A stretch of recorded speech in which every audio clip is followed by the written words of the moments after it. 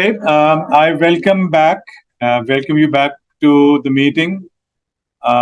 If you kindly please settle down. We are starting our next session but before we do that, I would like everybody to at least introduce themselves. I think we didn't do the introductions at the beginning. So what I would request all of you would be to introduce yourself very shortly, your name, your country, and your organization, and maybe a sentence if you want to say something about this meeting or anything very important, but very short. So we'll move from maybe perhaps from this side. So can sorry? Because of course no, I think that's very difficult. So we are getting introductions of our in-person participants in Dubai. So just your name, your country, your organization, and if any one sentence you want to say about this meeting, about your organization, or about anything you want to say. Okay. I'm Rowena. I'm from the Philippines. I'm a scleroderma patient and an advocate as well. We're a fairly new organization. We started out 2019, and since it was the pandemic period, so we don't have much face-to-face interaction now. Most are done online, virtual sessions only. I'm diagnosed since 2006. I was diagnosed in Saudi Arabia. I'm working there as a dental assistant. So our organization's name, you can find us on Facebook. It's Scleroderma Awareness Philippines, which by the name implies our main purpose is to raise scleroderma awareness in the Philippines. And given this chance, hoping to raise awareness internationally as well. I hope by today, I think I have around 30 people who might Google what scleroderma is after I speak about it. Scleroderma is also known as systemic sclerosis. It's an autoimmune disorder. Thank you.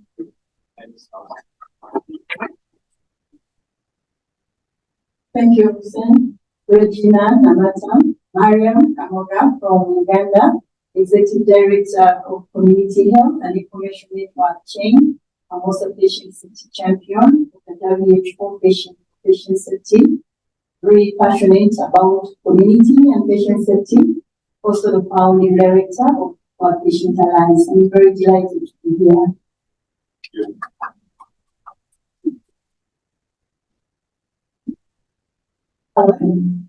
My name is Karen Whitstone. I'm President of Psoriasis Australia. So, self-explanatory again. Australian-based, Melbourne-based, and I am a psoriatic patient of psoriasis since I was 7. And our organisation's been around since 1996. We registered as a charity. And what we do is try and advocate for people with psoriatic disease and its comorbidities. It is one of the top 5 non-communicable diseases in the world. So not many people know or understand about it, and many people don't.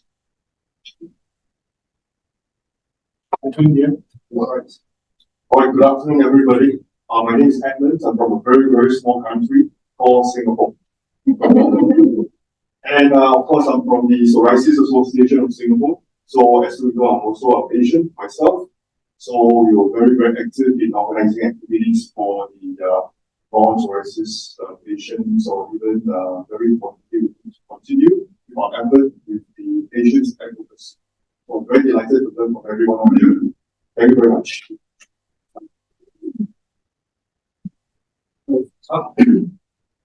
So I'm Lee from a country a little bit larger than Singapore. I'm not sure if you've heard about this country called China.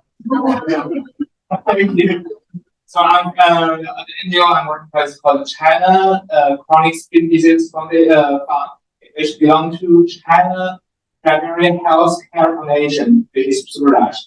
And so, according to the name, our main focus is focusing on chronic skin disease or dermatologies. And so we are working as an NGO. We work with patients in China, different doctors and hospitals in China, and also the central and local governments in China. Since China Private Healthcare Foundation has very good relationship with China and CCP. And so in this case, we have different projects and we also work with pharmaceutical companies. In this case, we have different activities such as patient education activities. But at the same time, my colleagues in Beijing now, currently they are holding patient AD, which is dermatitis or eczema leaders in Beijing. Those patient leaders, my colleagues that they are working on training. So we invited some famous patients, famous doctors, and also journalists from media to tell those patient leaders how to engage the patients, how to help other patients, and how to teach your patients to tell good stories.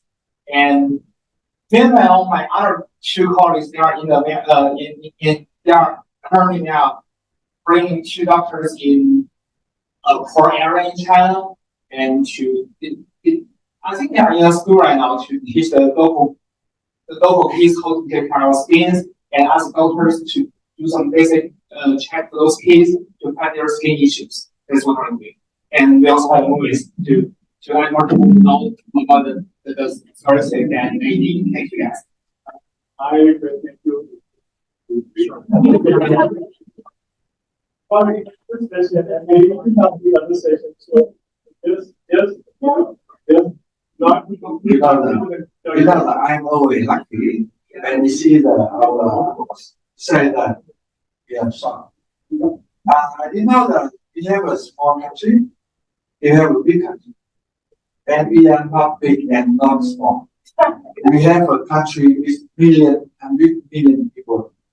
And we have the country, I stay in the city with 10 million people living in our city. I don't know. It's, I think, and I tell you one more secret information. We have 3 million people living with psoriasis.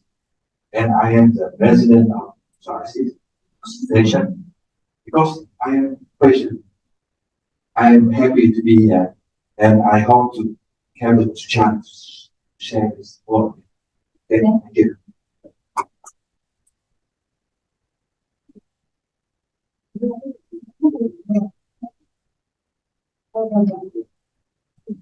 Everybody, my name is Shin Shiro. Next to me, Ken Kangeda. My name is Shin, and followed by Ken. Okay, I'm working in a hospital, university hospital, and I also work in foundation for patients. And in my hospital, I am promoting candid, honest attitude, response to patient and public, and promoting just culture. Thank you very much. My name is Lamia Hazani. I'm from Saudi Arabia, and I work in Saudi Patient Safety Center. I don't work in patient organization, but we have a department specifically for patient empowerment. So we work to empower patients on the national level, but also regional level, and hopefully global.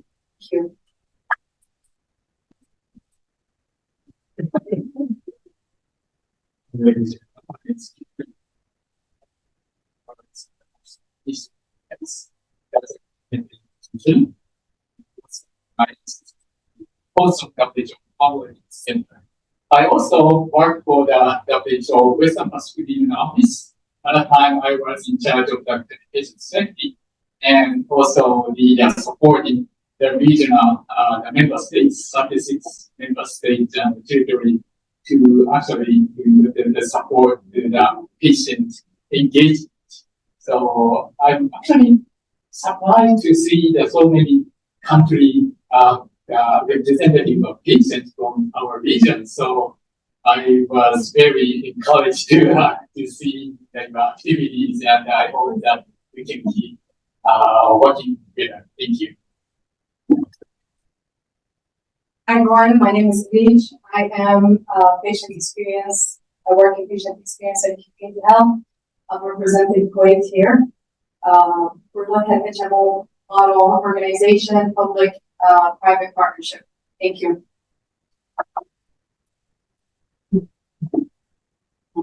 It's fine. My name is Miedvan. I speak English, no good. Translation. Значит, я 15 лет работаю директором организации борьба с лейкемией. So I'm working for the 15 years with organization, leukemia. Fighting of leukemia. Мы помогаем детям, которые болеют раком крови. So we support children who are living with it. Я благодарю организацию Pension Alliance за приглашение. Я очень рада, что я участвую здесь. Спасибо огромное большое вам. Thank you very much, organization, to invite us to come here. We're happy to see you. Спасибо.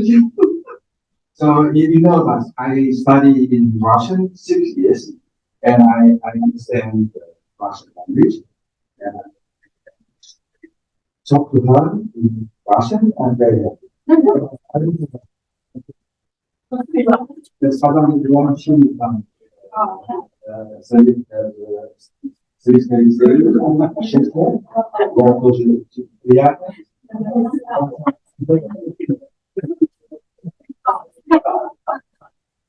Hi, everyone. I'm Namiha Harun.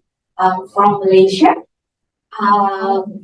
I work as a policy and advocacy for National Kidney Foundation of Malaysia. So, hoping to be here learning about advocacy from everyone from every country. Thank you. Hi everyone, my name is Ina. I'm from Center of Excellence for Patient Safety and Quality in Indonesia.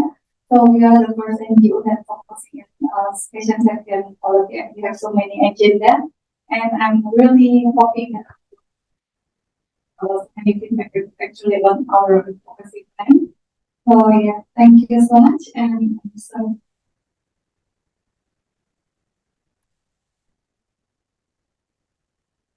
Hello, everyone. Okay, my name is Rista. Yes, just call me Rista. My background is actually nursing and also lecturer. I'm colleague of INA, secretary of the Center of Excellence Patient Health and Safety and Quality. And my concern is to develop the patient safety and quality in a nursing home or long-term care. So I want to develop the long-term care in Indonesia become good and safe for all the job. Thank you. hello, my name is Mariam Sajid from Solid Patient Experience Club, and the organization is actually I'm a cancer survivor and coordinator of Cancer Survivor Association also. So patient advocacy is one of my passions that I could learn from you how to work on. Hello everyone, my name is Sultan Rizvi.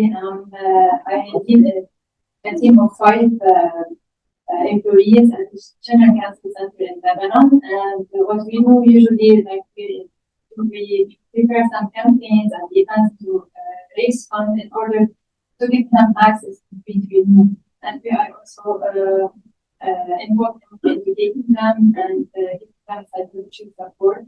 And at the same time, I'm a public member at the WPA.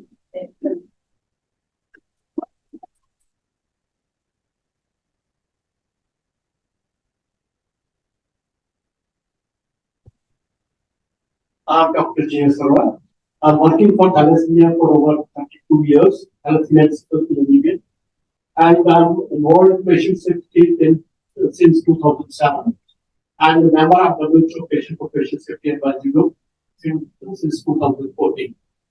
And I think I should thank you to Sam for giving us the opportunity to be part of WPA. Thank you.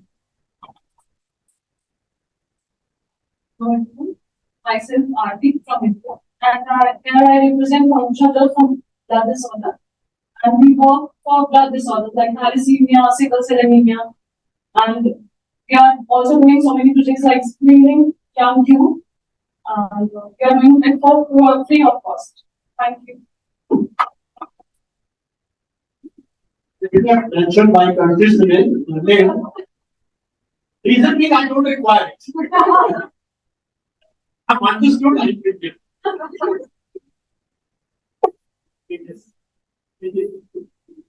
Hello, my name is Eugenie Lee. I represent GAPA, Global Alliance of Partners for Between Parents. And there are 1 in 5 people around the world who live with this.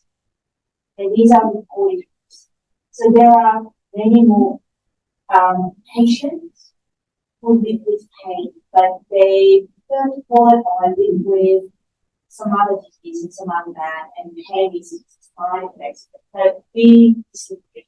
Pain, especially persistent pain, is a disease of its own right, and we would like to act its complexities. And we acknowledge biopsychosocial elements of pain experience. That we don't think that we understand. It's just one of the fundamental experiences of our century. But its complexities is, well, incredibly complex, that there is no right way to explain our experience. The verbal, body language, any form of experiences surpasses the actual experience. And we can't communicate because pain is an issue.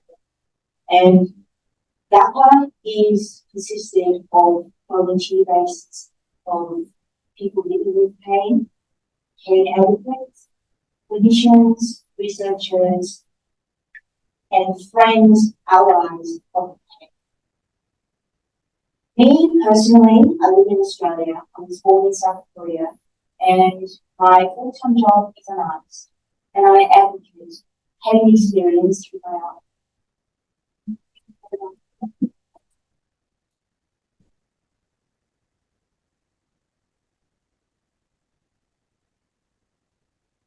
Hi everyone. So I'm Hamza Nouri. I'm already mentioned. So I work with I'm the founder and president of Al Aoun for Alzheimer's Patient Care Association in Jordan, and so basically for what we actually know for the advocacy plan again is that we have, so I forgot to mention before that we have a WhatsApp group that has over 500 patients onto one WhatsApp. So, for example, the patient needs physiotherapist, we just send them the list of physiotherapists, occupational therapist, speech therapist, daycare center. No, daycare center, we're going to offer that soon. But we always send them where to go instead of working. So the association does not really work with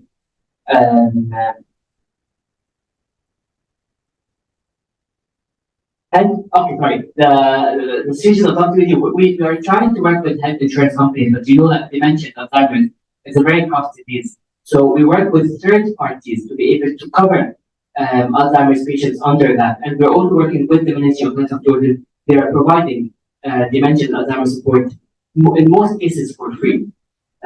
So we are also working on the Global Dementia Action Plan. So this will actually take for Jordan around 3 years from now.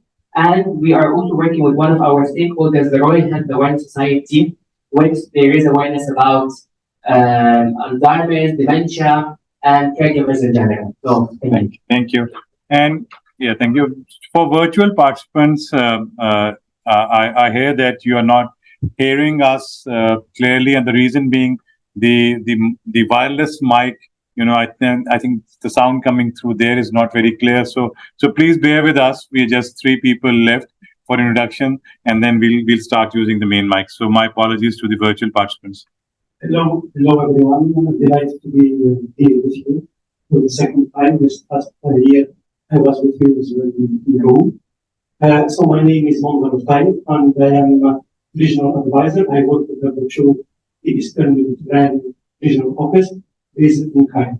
I'm responsible for quality and patient safety, and I'm looking forward to scaling up the role of the community, NGOs, civil society or different health portfolio, because I strongly believe nothing will happen without the support and the collaboration of those who are who must be very actively involved in the effort. Thank you. Hi, everybody. My name is Zahir and I'm representing Alzheimer's Pakistan. It's a non-government organization and you've got Hussain speak about it.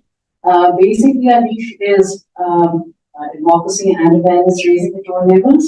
And of course, we also run JK centers for Alzheimer's patients. And apart from that, currently we're doing we're engaging with youth and adolescents and as a dementia friends campaign, and it's a really successful campaign that's been run across Punjab in Pakistan for thank you. Good afternoon. My name is Yolanta. I run Patient Safety Foundation. I am also in advisory board for Patient Safety Champion. In Poland, my country, I am a clinical psychologist. I work in the hospital, and this is my hobby. If I go anywhere in the world, if I have a chance, I go to the hospital. And this best experience I bring to my hospital. And I am also teaching young doctors, and patient safety is also very deep in my heart. So this young doctor, which are in my lessons, know what is patient safety. I am happy that you are all here and that we have more time to discuss everything. Thank you. And our two staff as Rekhan and Haris, and of course Hussain. So you can put them. Thank you.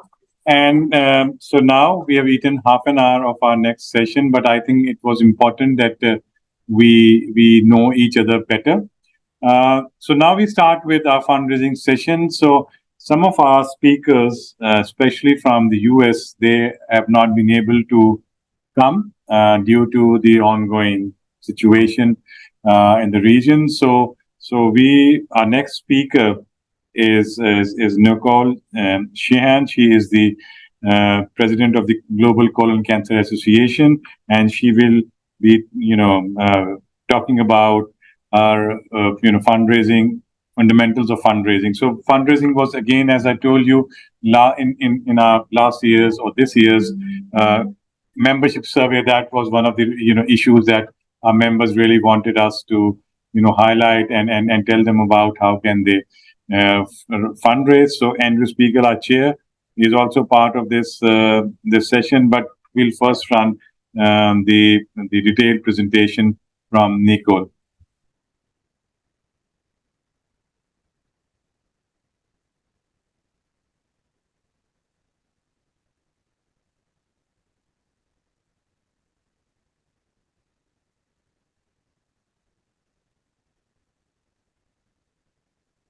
Hello, and thank you for the opportunity to present today on the fundamentals of fundraising and corporate and foundation giving. My name is Nicole Sheehan, and I'm the president of the Global Colon Cancer Association. Just a little bit of background about myself. I've been a fundraiser for almost 25 years now, and I've focused particularly on corporate and foundation giving, as well as building campaigns within industry, annual fund, and peer-to-peer fundraising, as well as estate planning.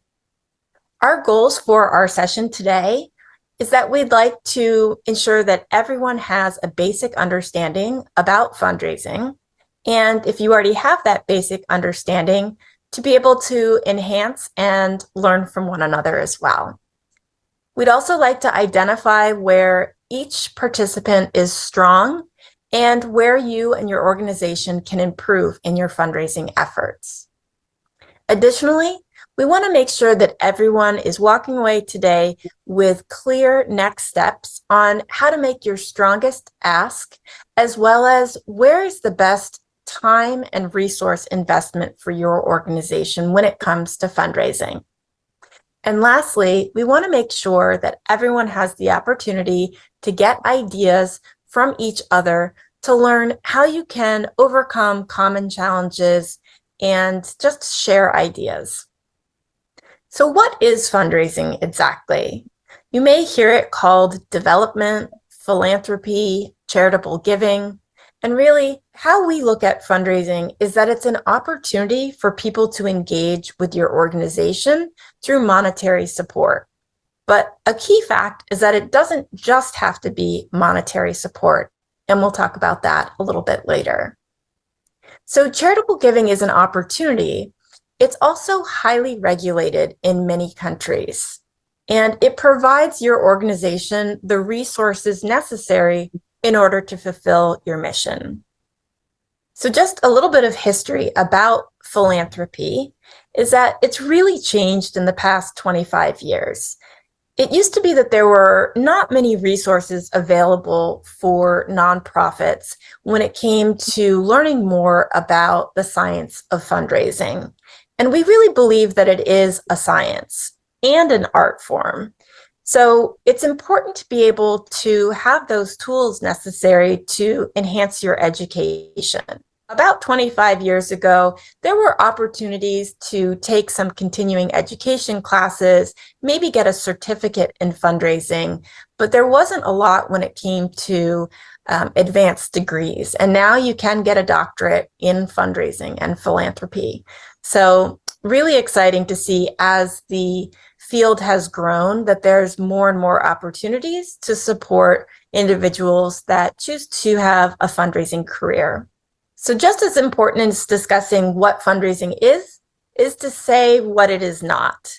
And there are some common misconceptions about what it is when you are a fundraiser and what types of activities you might participate in. So fundraising is definitely not begging. It's not asking people for favors. It's not just transactional, and it's not unstructured. Fundraising and nonprofits are highly regulated and held to a number of standards. Why do people give? Well, that's one of the great questions when it comes to philanthropy.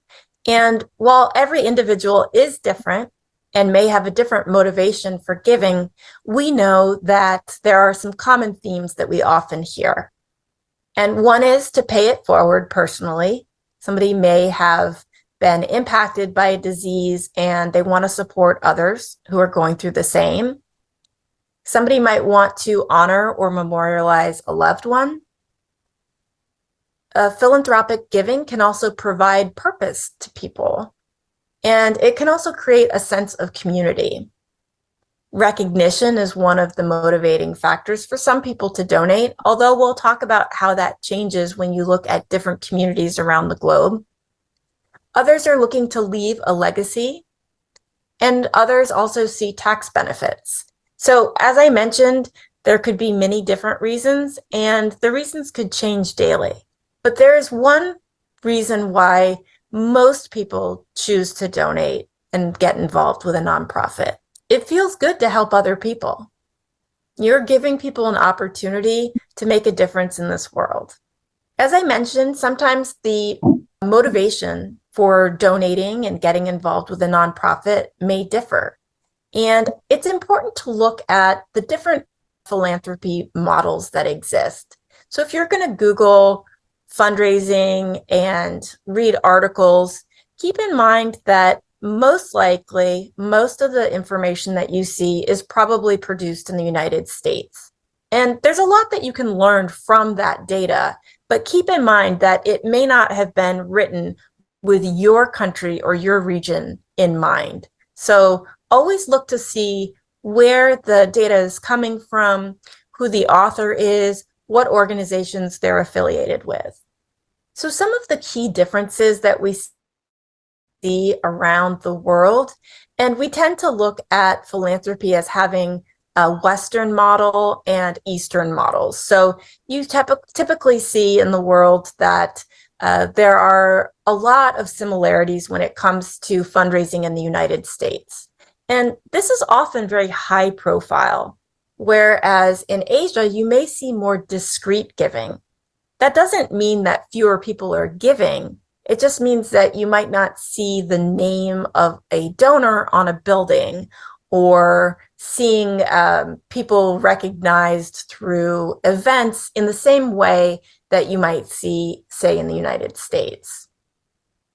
Another difference is that while we do see in Western culture that there is obviously a connection to giving locally, we see that in Asia, that's even more important, to give to local causes and to have that local connection. Additionally, crowdfunding, when supporting an organization and being asked by family and friends. Now, that is universal in that we all know that people are asking for funds on behalf of an organization, but that tends to be even more popular and effective when we're looking at the Asia region. So who are your potential donors? When you think about who's contributing to a nonprofit, you might have a certain image in mind. And sometimes we might think of a very wealthy person or a large corporation. But it's really important not to stick to just one concept of who can donate. So that's why we want to make sure that we're talking today about everyone has an opportunity to connect with your NGO. And there is a space for everyone to donate. It may not be that large gift that you're hoping for, but it could be a number of small donations that could eventually lead to a large gift. And that's really important as well. One example of this could be if you think about a college student or a group of college students that you've come into contact with and they're interested in your cause. Well, they may not be able to give financially, but they could start by building a relationship with your organization and volunteering and giving pro bono or in-kind donations. In-kind donations specifically mean that they're saving your organization money because they're doing a service that you don't have to pay a fee for. So to be clear, when we look at in-kind donations, that's typically looking at somebody who has a skill set that they can transfer. So if we're looking at those college students that I mentioned, it might be that they can provide support when it comes to social media or taking on a class project that has a skilled teacher who's leading the initiative. The important point here is don't dismiss people because they don't fit who your concept of a traditional donor may be. And that's because relationships take time. And just because somebody's not in a financial position to donate today, they may be tomorrow. So why is it important to have different stakeholders fund my NGO? And for this, I'm going to show and talk about a phrase that actually goes back to the early 1600s. And you may be familiar with this phrase. It may be new to you, but the phrase is, don't put all of your eggs in one basket. And that was actually attributed to some text in Don Quixote back in 1605. And it's very true with us now, 400 years later, plus. And it's about really diversification. So what is diversification? And here we have the different eggs in different baskets. And I just want to give a couple of examples of why it's important to diversify not only who your donors are, but how they're giving. And so one example could be that you are working with an organization and they've been giving you a donation, several donations over a number of years, and you don't see any reason why they're going to stop giving this donation. Well, if that's your sole funder, there's a number of risks. And one of them could be, for instance, if the person who is the champion at that organization that's really been advocating on your NGO's behalf to receive funding, what if they leave the organization or retire? We hear this all the time. And if you don't have multiple connections within that organization, it can be very difficult to continue that relationship and continue to receive donations. So you always need to prepare yourself what happens if this donor is no longer able to give? And there could be a number of reasons why they're not able to give. And many of the reasons are at no fault to your nonprofit, but you do need to be ready for that if that were to happen, and have a plan. And that's why you never want to have too much of your funding come from any one source. Another reason why it's so important to have diversification with your funding streams is that you need to be able to fulfill your organization's mission without fear of losing a funder. So one example that is a pretty common concern from NGOs is when you're receiving funding from the government. Now, this could be a great way to have opportunities to fulfill your mission, but what happens when your mission is not aligned with government policies? Many organizations don't want to have conflict with their government, particularly when they are receiving funding. So this could be a conflict of interest, and it's really important to look at when is it appropriate to discuss with the government and figure out if the funding is worth it. And one example on this front could be if there's a policy that is limiting access to treatment for your patients that are served through your organization. If you're afraid and unwilling to have a conversation or launch a policy initiative with your government because of this funding issue, that really leaves you in a situation where you're not able to do what's best for your patients and your community for fear of losing funding. So before we talk about the different types of funding streams, it's really important to understand the difference between unrestricted funding and restricted funding. And both are very valuable. And again, it's all about having a balance. So an unrestricted donation means that it's going to your organization, and it's up to your organization to use that funding where it's most needed. Now, sometimes you hear unrestricted and you could think, I can use this for anything. It's important to note that any donation that's received to your organization needs to be utilized in alignment with what your organization has been created for. So that could mean, of course, paying for internet service or paying your staff their salaries. It's just that it needs to always be in alignment with why your organization exists.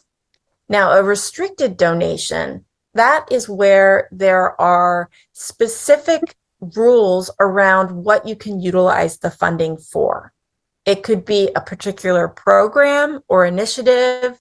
For some organizations, it could be that the money needs to be utilized in a particular part or region or community. The reason why it's important to have restricted funding is that often some of the funding opportunities that exist are restricted. So you look at it, and of course, if somebody says, would you like an unrestricted grant or a restricted grant? Unrestricted gives your nonprofit more freedom to utilize the funding where it's needed, but it may be easier to receive a restricted grant because, again, this is where the alignment of what the donor's wishes are is very important. One tip I want to share is the importance of looking at what it costs for your organization to receive and process a donation. It's very tempting to be able to share with donors that if they make a gift, that 100% of their donation will go to a specific initiative. But here's an example of where you can get into trouble with that. So let's say that your organization is providing financial assistance to people who are in need and experiencing financial toxicity because of their disease. This is a common program that many nonprofits have. Well, let's say that the grants are $100. If you are sharing with your donors, please help us be able to fund these $100 grants to our community. A donor may think, and you may also think, okay, I just need to get gifts of $100 and I'll be able to give 10 gifts of 10 grants to individuals in need for $100 each. But the problem is that that doesn't take into account other costs. So if there is an online application or a paper application, who is reviewing those applications? If it's going through the mail, do you have a cost with printing and creating the checks and your accountants and all of the tracking? So it's important to look at how much does it actually cost us if we're receiving a $100 donation, how much does it cost us to actually issue that $100 grant? And that's just one example, but it is just important to keep in mind that giving promises such as 100% of your donation will fund it's important. Now, this is where words matter, because always we can communicate to donors that 100% of their donation will help further your organization's mission. But that again could mean some of those costs that people might not think about, like your internet or your office space.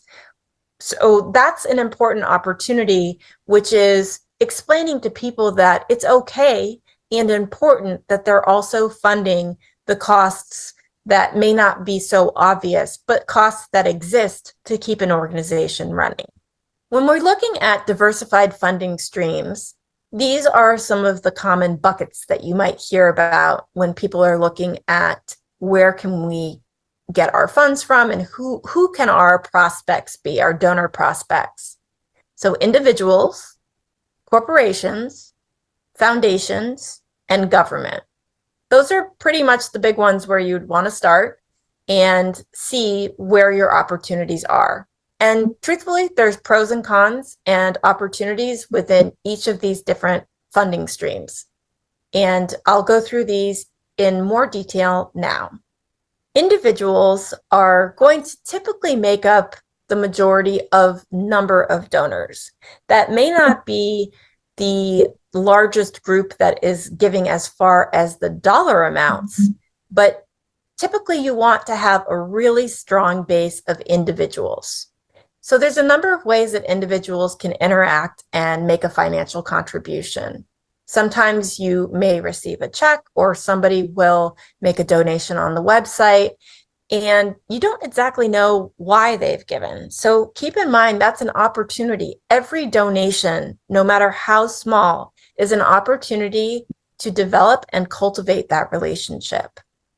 A great way to bring in new donors that are individuals to your organization is through events. And just a note on events. They are a great way to build your donor base, but keep in mind that every dollar that you're spending towards putting on an event goes against your net. So when people say, oh, we had a great fundraising event, we raised $10,000, you have to ask and think, how much money did we spend to put on this event? If you spent anything more than $6,000 to put on that event, you may really have to question, was it worth that? And the answer could be yes, depending on your organization's goals, but you always want to keep costs at a minimum. Legacy or estate gifts are when people leave a donation to your organization in their will. Now, this is an opportunity and it can take years and years to develop these relationships with donors. But it is important that if estate planning is something that is happening in your community and other organizations are receiving gifts, to really figure out, is this an opportunity for our organization to receive funds for when people pass away, that they are leaving a donation from their estate to our nonprofit? Some organizations in the world have developed incredibly successful estate planning programs. And again, while it can take a long time for these gifts to be realized, it can be a very important way to secure the future of your organization. Individuals often also give on a monthly basis. So people who are really committed to your cause, regardless of how much money they have, they may like to plan ahead and set a certain amount of money aside. So some organizations and companies actually offer the opportunity for employees to do payroll deductions. And that's where they can actually have money taken out of their paycheck. And one of the concepts there is that they don't miss it because it never went into their bank account. And these typically are not your largest donations, but they really add up. And another great opportunity there is that often the companies that offer this service for payroll deduction also offer matching gifts. And that's where the gift can be doubled because, and in some cases even tripled, because the company is going to make a donation. When we look at corporations, just to tie over from the individual giving, is that companies are more and more focused on supporting causes that are important to their employees.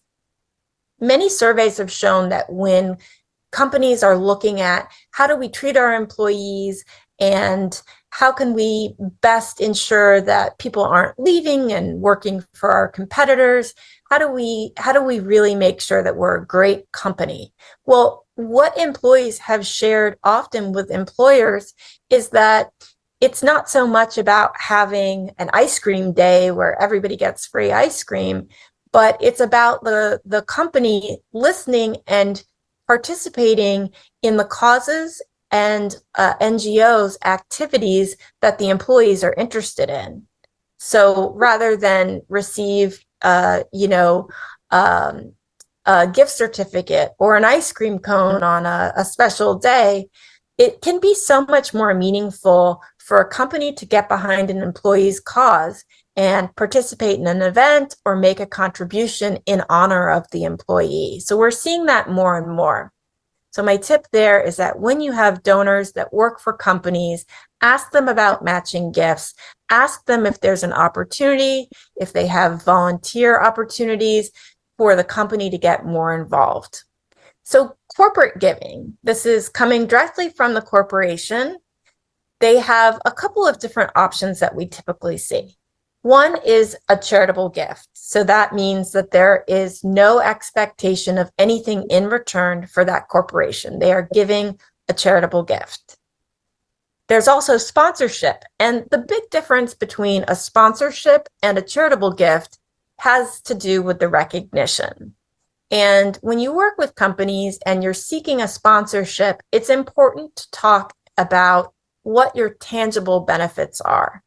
And as companies are being a little bit more careful about where they spend their dollars, it's important to be able to offer in a sponsorship package benefits that are valuable to a corporation that's going to be doing a sponsorship. So a pretty common example of a benefit for a sponsor benefit would be if you're having a walkathon and anybody who sponsors over a certain level could have a booth at their walkathon, at your walkathon. And at that booth, they could hand out or have an opportunity for people to talk to this company, or let's say it's a company that has a food product or drinks, they actually could provide samples at your event. Another opportunity within sponsorship that is very important to many companies is the opportunity for data collection. So while it's best practices not to share your organization's data, and certainly you have to tell your donors if you are planning on sharing or selling their data, but that has its risks of losing donors who don't want you to share their data. But one great opportunity for a corporation could be if they are at your walkathon, that you allow them to engage and collect data from participants. So it could be, as an example, where they're giving out a free membership to their gym. And in order to sign up for the raffle, people who are attending your event would provide their name, email address, and phone number. So that's a way that you could provide a tangible benefit, because the corporation is now going to be able to evaluate your sponsorship request and say, okay, this is an opportunity for us to both do good, but also help our business and our bottom line by bringing in more people potentially to join our gym, just as an example. We talked about matching gifts briefly, but I'd like to talk about a volunteer match. This is something that not all companies have, but it's definitely worth investigating if you have an existing relationship or you're starting to work with a company. Some companies, again, they're looking to have that value added benefit with their employees, will actually provide grants that are unrestricted, that are dependent on how many hours one of their employees volunteers with you. Foundation funding. So foundations, we know that they are highly sought after. And typically we hear from NGOs, they're saying our board of directors are constantly asking us, where are the foundation funding dollars? Or I've been reaching out to foundations, we're trying to get funding, we're not hearing back. So foundations are a wonderful, wonderful opportunity and means of support, and an important part of a diversified funding stream. However, foundations are so highly sought after, the number of proposals that they receive, it is very difficult to receive a grant if it is unsolicited, if you don't have any contacts there, and if it's not entirely fitting in with what their mission and objectives are. So the high burden is there. It's a lot of work to do a foundation grant, because not only do you need to clearly demonstrate the need and how you're going to put together this program and how you're going to show the foundation that you've been successful, but often you have to use different applications. So it's really important to pause and look and see, is foundation funding an opportunity for us now or in the future? Because there's a number of things, and we'll talk about this later, that need to happen before your organization will be ready to make that ask to a foundation. And I would say that it's better to wait and not have a proposal go that is not very well thought out or is rushed. We know that the foundation deadlines, often we're rushing and trying to get ready to send it in, but that could make a poor impression on a foundation. So I always recommend that, even if it means waiting until the next year, trying to get a face-to-face meeting ahead of time, that you want to make the best first impression that you can with a foundation.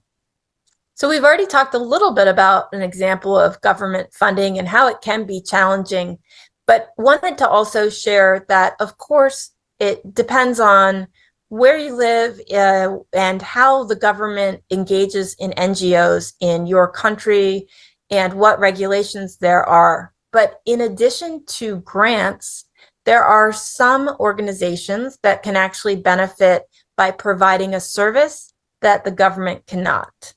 Now, this is typically highly specialized. So this could be healthcare, this could be providing emotional support, but typically, if a government is going to provide your NGO with funding for a service that they've deemed critical to citizens, but unable to perform, it's typically going to be a highly specialized field. But if your organization is offering a very specific need, and that is something that the government is either not doing or is doing, but it's very limited, that could be an opportunity. So just want to take a couple of minutes and talk about a few myths and truths about grants. So just because a foundation exists or a corporation and they have on their website that their areas of focus and that they're accepting grant proposals, a big myth is that they're going to be able to actually review your proposal. And I know that can be hard to hear. It's certainly been hard for me to hear when I've eventually connected with a foundation or a corporation after years of submitting proposals that took quite some time to put together, where they say, we received so many proposals, we don't even have an opportunity to read them all. So that is why I would say it is so critical to try to find a contact at a company or at a foundation and build that relationship. A great way and very non-threatening way for companies or foundations to get to learn about your organization is to invite them to events. So that could be a community event that you're having. It could be a webinar. It really should be something that demonstrates what your mission is and gives an opportunity for people to see if this is a nonprofit that they'd like to get involved with. Another myth about corporations, especially larger ones, is that, wow, they have all this money. They must have so much money dedicated to provide financial assistance and grants or sponsorships to NGOs. And that may not be the case. This is where research is really important. Many companies and foundations will issue annual reports that show how much money they're giving and which organizations they're giving to. And this could be a really good opportunity for you to see, wow, this company, this foundation, they're very interested in what my nonprofit does. You want to keep in mind that if you are really trying to make a sponsorship request or a foundation giving request fit into their criteria, but it's a stretch. If it's not clear how what you're able to do to better your community aligns with their giving priorities, it's typically not worth your time and it's better spent elsewhere. So why would a corporation want to give to your NGO? Sometimes the reason is philanthropic. Other times it could be for business sense. As we mentioned before, a few examples. But sometimes what we see is that the philanthropy is set from the highest individuals at the organization. So the CEO, the founder, the board of directors, they typically can influence where the areas of giving are for a particular nonprofit. And I'll give an example. You could have a company that provides a service. They are selling health food. Well, sometimes when you're looking, you would think, okay, if I have a nonprofit and I'm focused on improving nutrition in our community, this is a health food store, or they make these products. So they're going to be interested in what my nonprofit, my NGO is doing, and likely they're going to support us. So that is what's called a natural fit. And that is a very good clue as to they may want to support your organization, and it may be worthwhile to have a conversation with them. But if you look at the organization and you look at their priorities, if their website shares their priorities for giving, you might see something that to you seems out of left field. Why would they be interested in mental health, let's say? Let's say that they are specifically looking at the incidence of suicide in teens. Well, often it's because somebody who is in an executive position at that company has that personal experience of loss. So they make that a priority. So that is what is sometimes seen as not a natural fit. But then again, if you're offering mental health services, you may find that, wow, I never would have thought that reaching out to this company that makes these nutritional bars, would be interested in providing support to our nonprofit. So I think it's always important to remember that companies are ultimately comprised of humans, and we have causes that are important to us for a variety of reasons. And that's why doing your research, again, is so important. And for companies, they're also really interested oftentimes in supporting the communities where they are. So going back to this concept of a company that makes healthy granola bars, if they have a factory that is located in your community, they may be interested in providing community funding, even if your organization does not align in their other areas of giving.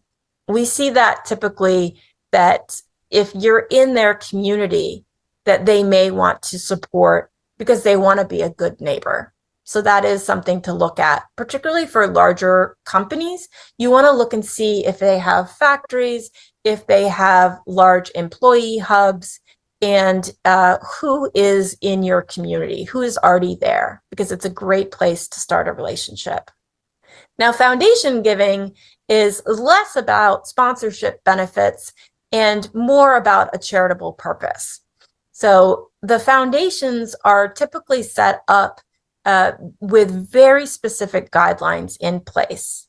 And that's important. And while it can be frustrating to try to find a nonprofit alignment with a foundation, they have these guidelines because they need to make sure that they're funding programs and initiatives that are aligned with why they exist to begin with.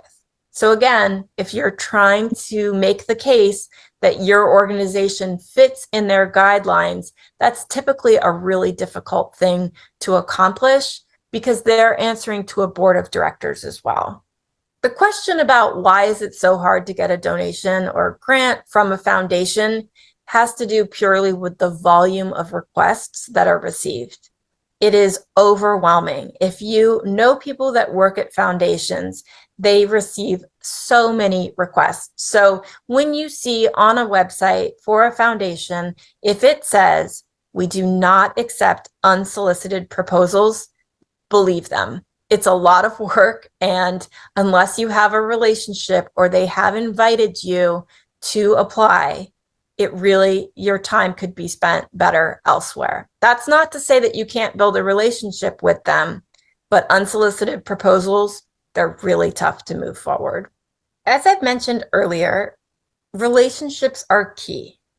It's how you can take a volunteer to a major donor, and it's also, unfortunately, how somebody who could be a donor may stop supporting your organization based on how the relationship is handled. So keep in mind how important it is to recognize and stay in contact and have a positive relationship with the people who are interested in your NGO. They could be donors. It could be people who are commenting on your social media posts. It could be people who are receiving your newsletters. You really want to look at your current base of donors and partners to see how can we maximize people who've already expressed an interest in what we do. It's very tempting to look and think, who are the new people we can bring in?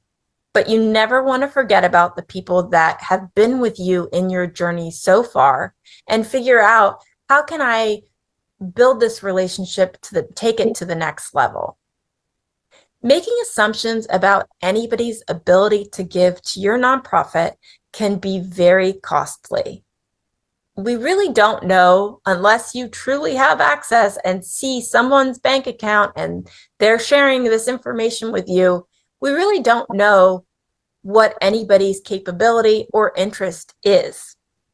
And financial situations change all the time. So you want to really treat everybody as they should be treated, which is with respect and with an opportunity to get involved. There are some surveys that have been done that look at culturally, why is it that we see less donations from certain ethnic groups when you do an analysis of who's providing funding? And the number one reason, and this is something that people will tell you, is that they're not asked to give.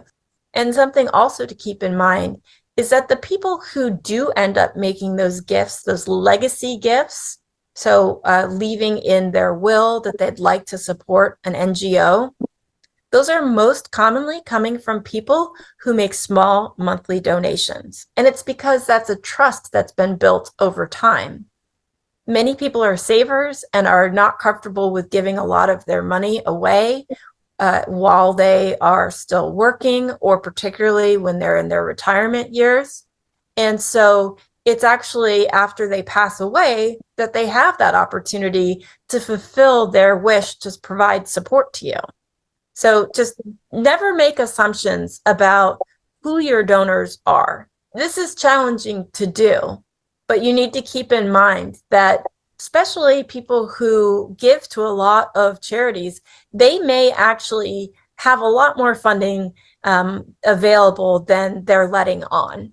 And by assuming they may not be able to provide funding, you may be leaving a donation on the table.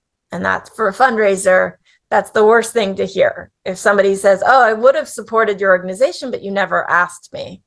So when you ask, as long as you're making an ask in a respectful way and hearing the reason, if you get a no, hearing what that reason is can make all the difference in being able to approach that person in the future.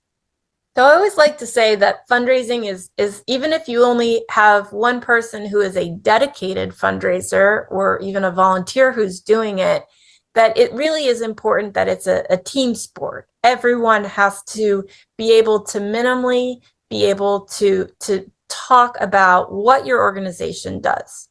And we see that all the time, right? Where you do trainings, you make sure that your volunteers have materials. So if they're in the community and somebody says, well, or they're wearing a t-shirt and they say, oh, well, what does your NGO do? Most people can answer that question, but how many people can answer what a $5 donation will do? Some people will, you never know where those opportunities are. So whether it's somebody who is answering the phones at your organization or somebody who is volunteering at your walkathon, you want to make sure that everyone understands why donations are important and how it's used. So there's something called an elevator pitch. And that is what you have, the phrase comes from. What if I'm in an elevator with somebody and they say, oh, what does your shirt mean? Or what do you do? This is where you want to be able to say to them very quickly before they get off at their stop on the elevator, what your organization does. And you want it to leave an impression. So some elevator pitches will have data in them. And it's always better to be able to provide real world evidence and data, but also to ensure that you're explaining how your organization is working to support that or change that data. So we'll get into this in a little bit in the workshop portion when we talk about preparing to make an ask, but you want to let people know exactly what your NGO is doing to combat an issue and how that donation can help. So think for now about what your elevator pitch is, and think about your volunteers, your colleagues, your coworkers at your NGO. Who are the people that you want to do a refresher with on what your NGO does and why donations are so important? And it could be a good activity to do at a meeting, at a gathering of making sure that everyone knows why it's so important to secure donations. In planning for success, you want to look at when do people give? What time of year? There are some natural times of the year, and that could be a holiday or a religious event. It could be that there is an awareness month for the disease that your NGO is focused on, and they want to support because they're seeing billboards or people on the news talking about that it is an awareness month. It could be something that's very personal. It could be the anniversary of the passing of an individual who's been impacted by what your NGO is focused on. It could be for a happy occasion. Many people, in lieu of having extravagant flowers at their weddings, may leave little cards at the table that says, in lieu of flowers, we have opted to make a donation in your name to our favorite charity. Also, it's important to keep in mind that, whether it's an individual, a corporation, or a foundation, people plan when they're going to give, and it has to do often with budgets. So with corporations and foundations, you want to understand when their budget planning cycle is, as well as when the opportunities are to make that request. And also individuals. So when you're meeting with a donor, now you may not ask when they sit down and they do their actual budgeting and get that personal, but it could be something that you discuss in asking, particularly if somebody says that no, they're not able to make a gift to your organization. It could be asking them, is there a better time that we could talk about this in the future? Or sometimes people will share, I actually make all of my charitable giving at the end of the year. So let's talk next year, in October. And that's where then you'd follow up and make a note to make sure that you're following up. So understanding when people give is as important as how and why, because that can be the reason why they may have to tell you, let's talk next year. Having a well thought out ask is one of the most important aspects of fundraising. Even if the person is unable to fund your grant request, sponsorship proposal, or individual gift ask, how you do that will leave an impression. So even if the answer is not now, or I'm not able to, people will really value and be a potential donor in the future based on how you've put the materials together. And you want to make sure that you're putting your best foot forward and have the most comprehensive and clear language that you're using in your request. So here's a few tips, is that you want to be timely, again, especially if somebody is telling you what time of year works best for them to talk about making a donation. You want to adhere to that timeline and be respectful of that. Being specific is incredibly important. And also be realistic about what your organization is going to accomplish. You never want to promise something that you're not able to deliver on. It's also great to keep in touch with your donors and prospects, particularly if they've made a donation and the event or the initiative is still ongoing. Let them know how it's going. And even if you haven't yet met your goals with the program, let them know that as well. The thing that people and companies and foundations get frustrated with when they don't hear anything. Nobody only wants to hear from your organization when you're asking for funding. They want to hear from you and they want to know that their gift has made an impact.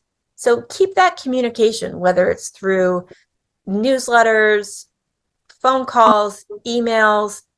People really do want to know where their donation has gone and that it did make a difference. Thank you so much for the time that you've spent with me through this presentation. We're now going to move to the workshop exercises, and we have 3 things that we'll be covering during the workshop. The first is called Before the Ask, and this is doing an asset review, and this is looking at your web presence. And this is really important. Now, websites these days, it's something that is more accessible more than ever to be able to create a website. But creating the website is just one piece of it. You want to make sure that it has the right information and is telling the right story. So we're going to spend some time going through that as an exercise to make sure that the key points are available on your website. And if you don't yet have a website, this will help you with some ideas on how to build a web presence. Next, also before the ask, is identifying prospects. And this will be a brainstorming exercise where you'll look at who your existing groups are, but also who are other people that you could expand your reach. And then lastly, as part of the workshop, it will be creating the ask. So what are the elements of a proposal? And we'll go through, and you could do a sample proposal that is actually a program that your NGO is currently running or is thinking of creating. Thanks so much.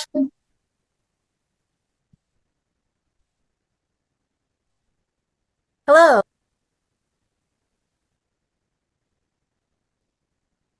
Nicole, are you there? Yes, I am here. Hi. So thank you very much. I think it's an excellent presentation. I really enjoyed it myself. Very comprehensive. Thank you so much. And thank you for the opportunity to present. Oh, what's happening? She's got disconnected or what? No, she is connected.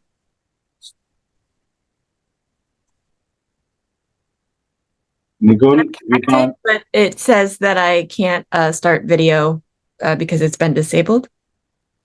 No, we have not disabled anything. So, but any case you can speak. We can just try to figure out if. Okay, anything. no problem. Yep. So go ahead. Sure, wonderful. So now, does everyone in the room? I see that in the chat we have the link to the documents, but does everybody in the room have these printouts available? Yes. Okay, wonderful. Well, and then also let me just check in with you, Hussein. How long would you like me to spend going over this? Because I know we're looking at time here. Yeah, I think we don't have enough, time to really have the complete exercise, but I think we can have about 10-15 minutes if that's okay with everybody. Yeah. Would that be okay with you? Absolutely, no problem. Okay. Yeah. Wonderful. Oh, and here we go. The video is now working. All right. Hi, everyone. So nice to see you all. I wish I could be with you in Dubai.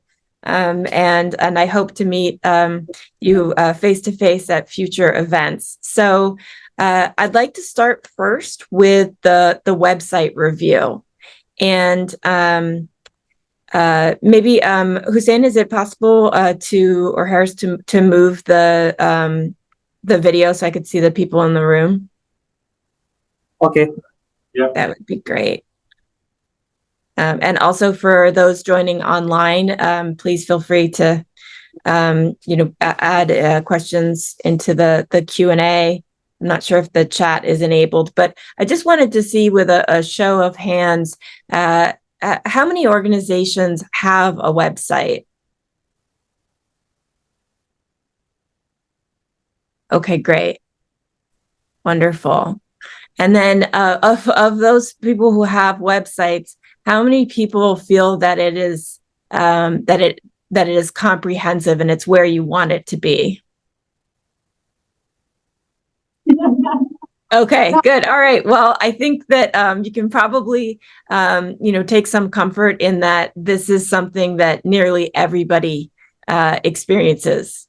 And I can tell you personally, at Global Colon Cancer Association, we just launched a new website last week, and it almost already feels out of date. It is such a big endeavor to launch a website, and it's a constant project. So you always need to be thinking about your website, and because that is the impression. So times have changed so much when it comes to how people are finding out about your organization. So while this first document really talks about the website and your content and making sure that you're putting your best impression out there, people can understand that you have relationships in the community, that you have affiliations, if you're working with a hospital, other NGOs, if you're a member, for instance, of the World Patients Alliance, is that on your website? You want to make sure you're really showing where people can understand that this is a real organization and that they can trust in putting funding towards your mission. And the reason I say that is, unfortunately, when everything is virtual, it's not always, anybody can start a website. So I have, you have to make sure that people understand that you are legitimate. And I know that the costs associated with putting together a website can be prohibitive, but even with a simple website and a couple of other review factors, you can make sure that you're showing people that this is an organization that is, first of all, legitimate, right? We know that there are people who, are trying to get funds and may not be a legitimate NGO, or may not have that structure that you would personally want when you're donating your own money that you work so hard for. If you're donating to a nonprofit, you want to make sure that it's a legitimate nonprofit. So things like having your registration numbers on your website, and any kind of opportunity to show that other organizations and donors trust your organization. I also want to make a point that just when we're talking about fundraising, how it's so important not to only have one type of donor. You want to make sure that you don't just have one type of online presence. And we do see this a lot with NGOs around the world, where particularly for organizations that may only have a Facebook page, you need to look and see, well, where else can we be? Because sometimes that, particularly if you're relying solely on one social media channel, that can appear that your organization is not that sophisticated. And one of the things that is so sad is that often some of the organizations that are doing such important work in the community actually have and struggle with building that online presence. So it's a gap between what the great work is that they're doing and being able to communicate that message to the world. Another thing that you may want to look at is also Google will do those business reviews, and you can become a verified organization, a business on Google, and that costs no money. And that's where people also can leave reviews. So just like on Facebook, how people can rate your organization, that's important to do. So look at those ratings, see if people are leaving comments, see if you can address any concerns. Let's say somebody had been trying to contact your organization and they had the wrong number. They might leave a nasty review, and that could easily deter people. Just like people look at Amazon and look at those reviews, reviews about your charity are so important. So that's the website. You'll see in the document, we have more information and a checklist to go through. And I know we're running out of time, so I'll just briefly go through the other documents, but also just to share that, I'm a volunteer for the World Patients Alliance, and I'm very proud to be a volunteer and help out where I can. So if anybody has, further questions, you can reach out to me. My email is nicole@globalcca.org. And while my organization is focused on colorectal cancer, we believe that we're all in this together. And I'm personally very passionate about helping organizations build up and, receive the resources that they need to fulfill their mission. So I'll just briefly share, if that's okay, Hussein. The other documents is about identifying your prospects. And this is a great exercise to do. Maybe have a meeting with some of your volunteers, your coworkers, and you could do it on this paper. You could do it on a whiteboard. The idea here is to really think about, who are those people? So if you have somebody running your social media accounts, they know who the people are who are liking your posts, who are always commenting. They should be on this list of your prospects. You know, who are those people that are always supportive? And, you know, it could be another NGO. Absolutely. So, I would say that that might be an opportunity to partner and see what is it about your organization that has them constantly, you know, liking and commenting. And then again, I've really highlighted that it is so important that when you do make an ask, that you are doing it at the right time and that you've been as prepared as possible. So I have here a document called the Elements of a Proposal, and that goes over the basics of what you need. And again, I just want to highlight that when you're doing fundraising, all of your communications, and this is not just for fundraising, this is as an organization, you know, you don't want to make assumptions that people understand how severe the issue is that you're trying to better in this world, right? So you always want to lead with what is the problem, and using data there is so important. And then you want to explain what your organization is doing to try to fix that problem or make it better. So that is very clear. And then in the proposal, you also need to give specifics. Again, this is a balance because we know that you don't ever want to promise something that you cannot do. And I also like to leave some flexibility and always put in there that if it turns out that as the project is advancing, that you're getting feedback or that a particular aspect is not as effective as you had initially planned, you want to make sure that you have that flexibility to pivot and make the program the best that it can be. And lastly, when it comes to a proposal, when it comes to the evaluation, people want to know how that you're going to know if it was successful. So that could be a post-event survey. It could be that you're measuring the number of screenings that have taken place in your community. You have to be able to give them a very clear way of knowing this was successful. And again, that's going to be key in renewing that support. Also, you'll want to have a budget, a timeline, and you want to explain to them what the recognition is.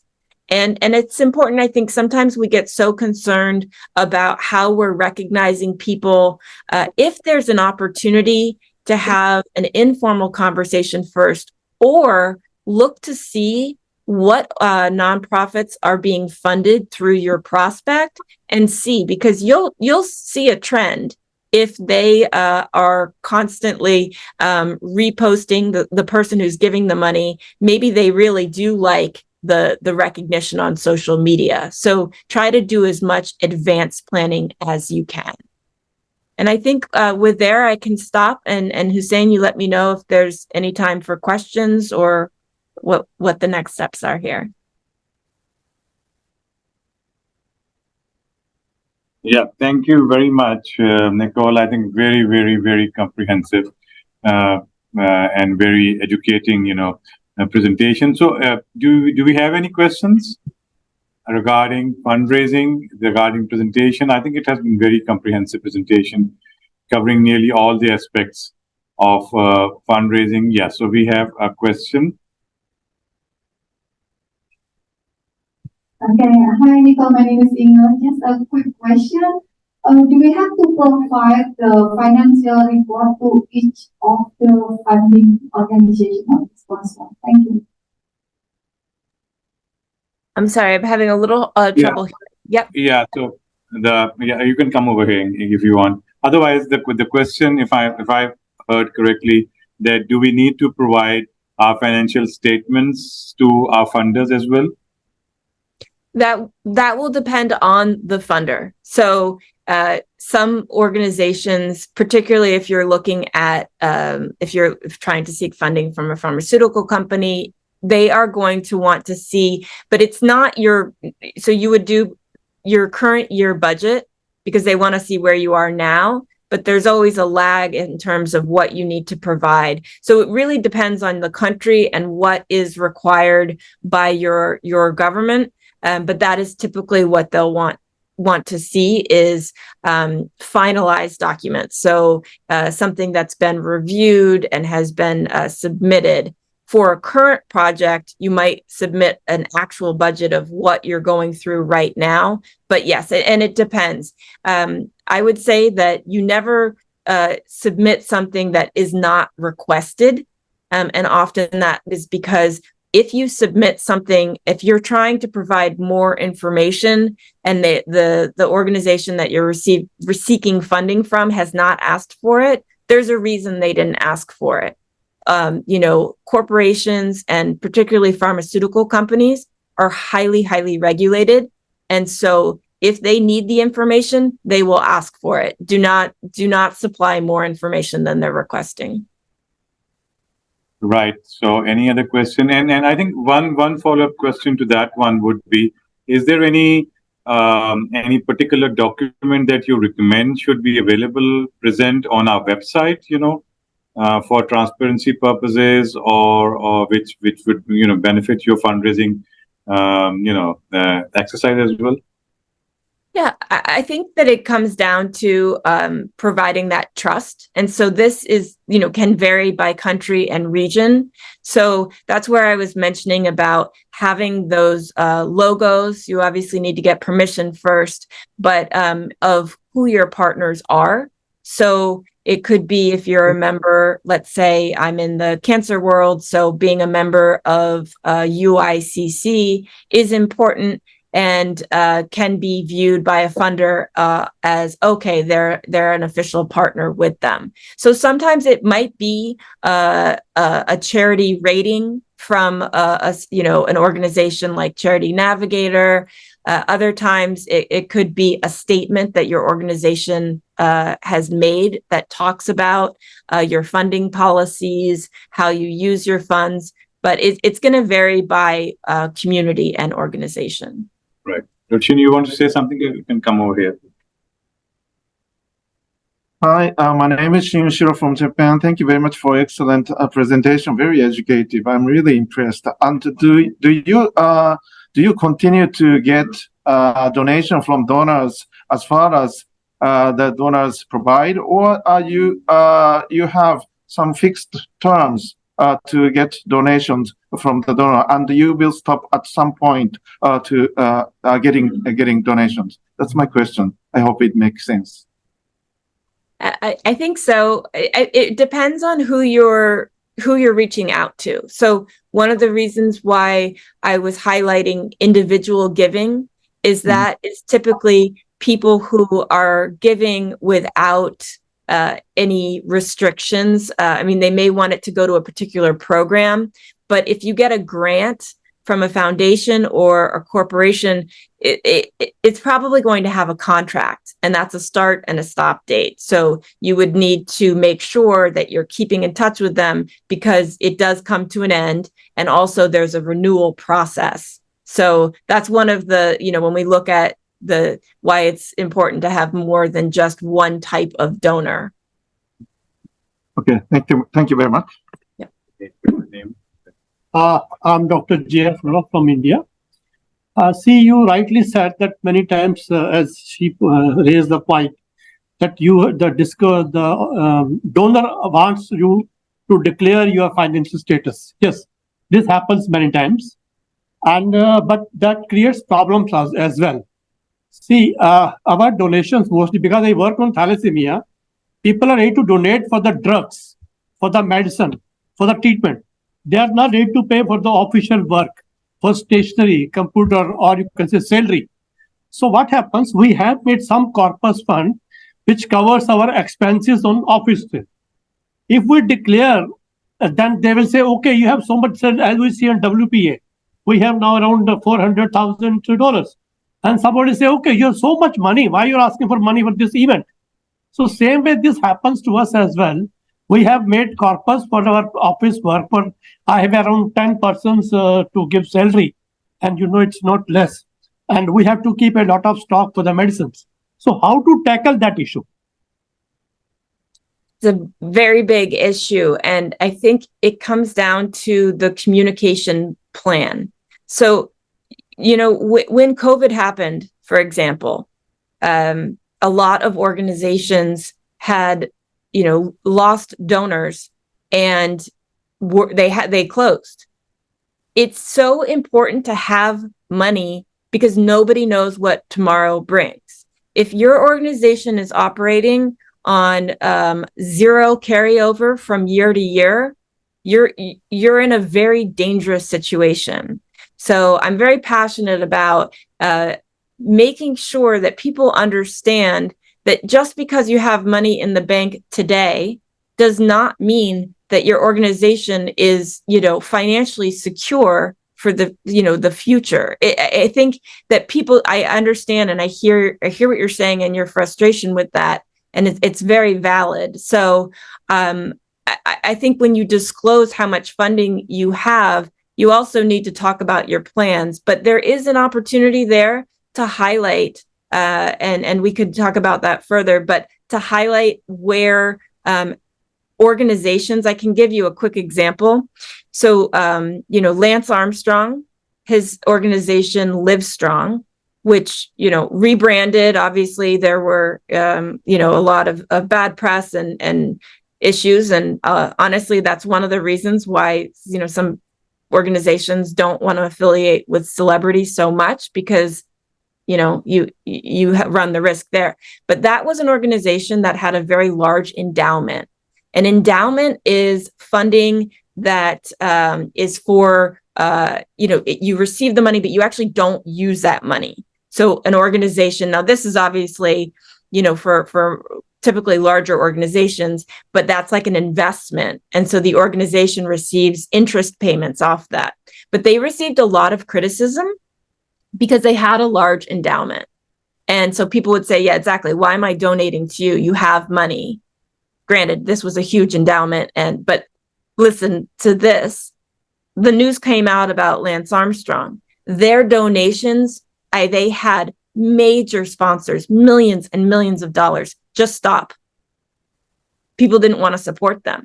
That organization does incredible work. If they did not have that money to plan for the unknown, they would not have been able to move forward.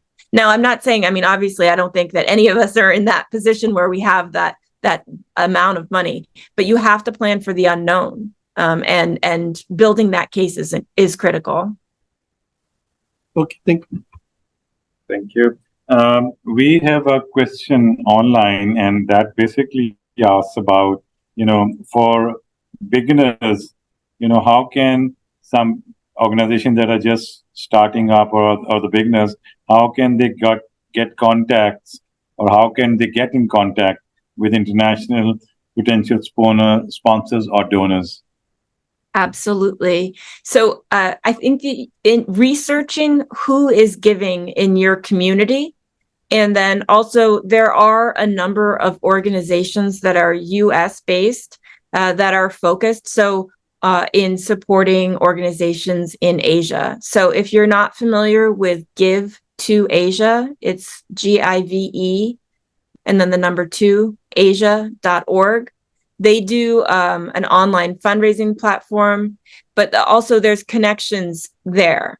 And then you also want to see, is there an opportunity through a community in the US that is people maybe that have originally come from your country or have had family members that live in your country, because there are a number of opportunities there. That is where I keep highlighting, it's to build a relationship. Don't just send a proposal, but research and even look for Facebook groups of people that are interested in supporting not just your cause, but where you are in the world. Because a lot of people who have moved to other parts of the world, their heart is still with where they were born, where their parents were born, and they want to support. And it may not be that the particular cause is what's so important to them. Rather, it's that they want to support the community where their family came from or may still live. Okay, so thank you very much, Nicole. I think extremely beneficial for all of us. We have always been struggling with fundraising. So I think it's really helpful. I think we can be more, maybe better organized, can have a better fundraising campaigns for us. So thank you very much. I wish you had been here. We were really looking forward to having you here. You being in person here would have made a lot of difference, but nevertheless, I think it was still a very helpful presentation. So thank you very much for your time. Thank you. And I'll just end by saying thank you so much for everything that all of you do to make this world a better place. Thank you. Thank you. So with this, we end today's day, and we meet tomorrow at 9 a.m. sharp. All right. Okay. Thank you very much. So see you tomorrow morning. Have a good evening. Thank you. And bye everybody on virtually as well. See you tomorrow. Thank you for sharing.